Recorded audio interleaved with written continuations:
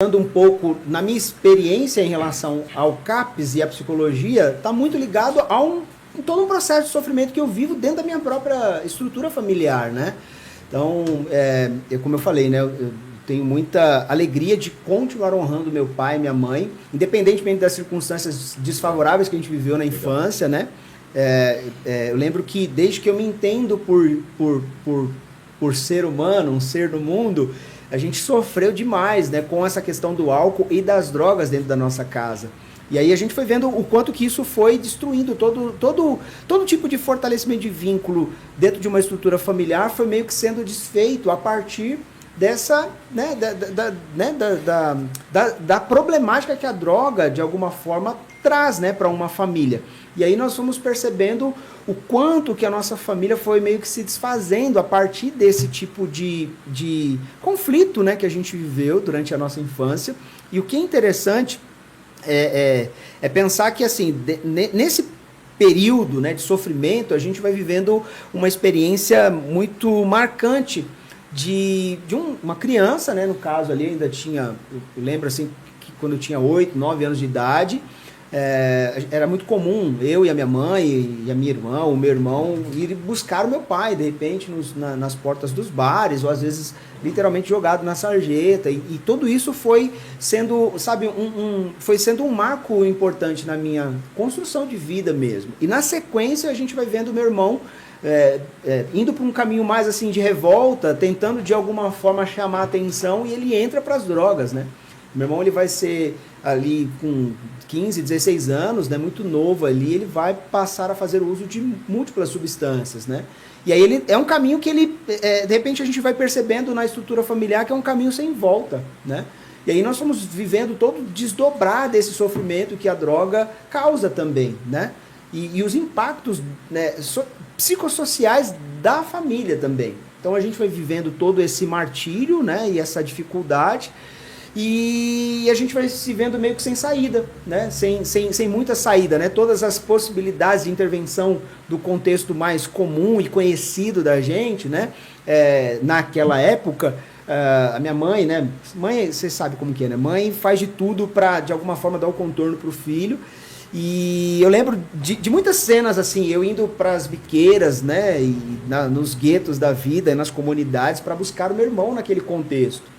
Eu lembro de muito pequenininho, na madrugada, meu pai muitas vezes não tinha condições por causa do uso ali do álcool e tal, ficava em casa, eu e minha mãe saíamos para ir para as biqueiras atrás do meu irmão. Então, era muito comum, eu cresci dentro desse contexto. Nesse mesmo período, tanto o pai como o irmão viviam aquela situação. O meu irmão, ele vai meio que, hoje, né, ele traz esse relato, de que ele vai muito para o uso da substância em função de uma tentativa de chamar a atenção do meu pai a respeito do sofrimento que ele causava para a gente, né, no contexto familiar. Mas é um caminho que ele percebe que ele perde o controle, né, daquele uso. E aí passa a ser um uso abusivo ao ponto dele experimentar o crack muito cedo. Meu irmão foi usuário do crack durante quase 30 anos, mais ou menos. Conseguiu se recuperar? Hoje para quem conheceu o meu irmão e viu ali as andanças dele, né, os lugares que ele esteve, né, literalmente, né, eu falo pra galera que esse cara viveu a experiência de passar por todo tipo de vale da sombra da morte que você possa imaginar. E há 3 anos o meu irmão, ele vive uma experiência de literalmente se converter, de fato. A gente vai procurando, né, dentro dessa estrutura de ajuda psicológica e emocional, e lógico, né, o lance do fortalecimento do vínculo familiar também é muito importante, né, nesse processo todo. E aí a gente vai percebendo que esse contorno familiar, para que ele então faça o movimento de voltar para Cristo, né, e voltar também para uma ideia de buscar ali uma ajuda terapêutica e dentro de um tratamento, isso passa a ser uma possibilidade. E aí eu lembro que nós estamos em 2022, 2018, final de 2018, na verdade dentro de uma situação meio confusa, assim, né, de uma confusão literalmente, né, o meu irmão muito agressivo por conta do uso. Minha mãe, eu lembro que minha mãe me ligou e tal, e aí ela traz a cena de que ele já tinha destruído a casa, assim, tinha quebrado tudo em casa, e aí já estava muito agressivo já há algum tempo.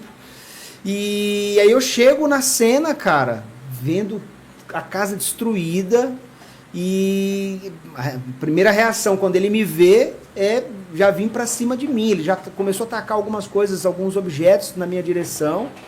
E aquilo, né, irmão? Você fala, mano, e agora, né? 2 homens, né? Quem pode mais chora menos, né? E aí a gente acaba meio que ali, né, se estranhando, né? Tem ali um tempo, não uma iniciativa da minha parte de agredi-lo, mas de contê-lo naquela agressividade, naquele impulso todo. E aí eu falo pra ele o seguinte, cara, ou ele de alguma maneira decide viver uma experiência de querer realmente sair daquela situação e dar um passo na direção da sua melhora, ou eu, né, iria tirar os meus pais do convívio com ele, né? Na época moravam os meus pais com ele, né? Ele morava ali com os meus pais, e aí eu faço essa proposta de ajudá-lo naquilo que fosse possível. Nesse período eu já estava com essa ideia de entrar para psicologia também.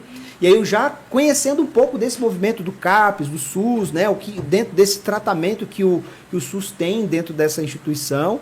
E fora isso também, a gente também tem outros contatos, outros amigos psicólogos que sempre se colocaram à disposição para ajudá-lo nesse processo. E aí a gente vai meio que fazendo o contorno, ele vai para uma comunidade terapêutica e aí, né, ele passa por um período de internação lá. E aí nesse período ele decide, cara, sair por conta própria, e ele falou, olha, não precisam se preocupar comigo, vou voltar para casa, vou arrumar um emprego e vou, né, sair desse contexto, a droga não vai mais fazer parte da minha vida. E foi uma surpresa pra gente, né? Final de 2018, comecinho de 2019, ele faz esse movimento e aí a gente, pô, cara, vamos dar um voto de confiança. E aí ele volta, consigo articular alguma possibilidade de trabalho, numa empresa que ele está trabalhando até hoje, assumiu ali uma posição de encarregado nesse lugar, né, trabalha na linha de produção, tá super bem. Hoje o meu irmão, mano, ele tá vivendo uma experiência de morar onde eu moro, no prédio onde eu moro, meu vizinho. Que legal. E, cara, encontrou nesse processo todo uma companheira, né, a minha cunhada Selma, estão assim vivendo super bem, muito realinhado na vida dele. Então é isso, há 3 anos e um pouquinho aí que meu irmão tá muito bem. É um milagre, 30 anos com convivência com crack, uma droga hiper forte, né? A gente sabe de histórias que pessoas com muito menos já não aguentam, o físico acaba não aguentando, acaba definhando. Mas é a questão de estrutura familiar, é toda uma questão que é necessário fazer para que ele seja realocado, reinserido à sociedade. Cara, eu não sei o que eu creio que é muito Deus, né, o Espírito Santo trabalhando nesse programa, porque constantemente, acho que os últimos 4, 5 programas, a gente fala sobre a questão da dependência química. Aí eu tô lendo nos comentários aqui do vídeo, o Rogério Dias Palestrante, ele fala que foi usuário durante 20 anos, nos anos 80, hoje ele trabalha na prevenção. E a gente vem constantemente falando sobre esse assunto, sobre drogas. Eu acho que é importante a gente também se conscientizar que existem drogas que são... é necessário a gente cuidar dos nossos filhos, cuidar de quem está no nosso entorno, mas também ter a prevenção contra o álcool, porque o álcool, pelo tempo que a gente trabalha, e o senhor vai ter mais condições de falar do que eu, é a droga mais complicada da gente conseguir trazer ele para a sociedade, porque não tem dinheiro para comprar no bar, ele vai tomar o álcool de cozinha, vai tomar o perfume, e aí a gente tem que tomar cuidado com isso. Queria que o senhor falasse um pouquinho sobre o álcool. Tem na verdade, talvez para muitas pessoas é uma curiosidade, mas é a única droga que o usuário do álcool, quando ele está abstinente, se essa abstinência não é cuidada de perto, no contexto clínico, o usuário pode vir a óbito. E é uma droga lícita, né? Uma droga lícita que é encontrada em qualquer esquina, em qualquer lugar, né? Como você falou, né? O cara não encontra ali, não tem o recurso para comprar a bebida ali, mas tem outros meios, né? Por exemplo, de usar o perfume, é muito comum isso também, comprar o álcool de cozinha, né? O álcool de limpeza. Então existe toda essa compulsão para fazer o uso, né? Eu vou dar um exemplo para vocês. Lá no CAPES, a gente até é orientado a respeito disso. Quando você vai para o CAPES, não passa nenhum tipo de perfume. Porque os alcoolistas, geralmente, eles sentem o cheiro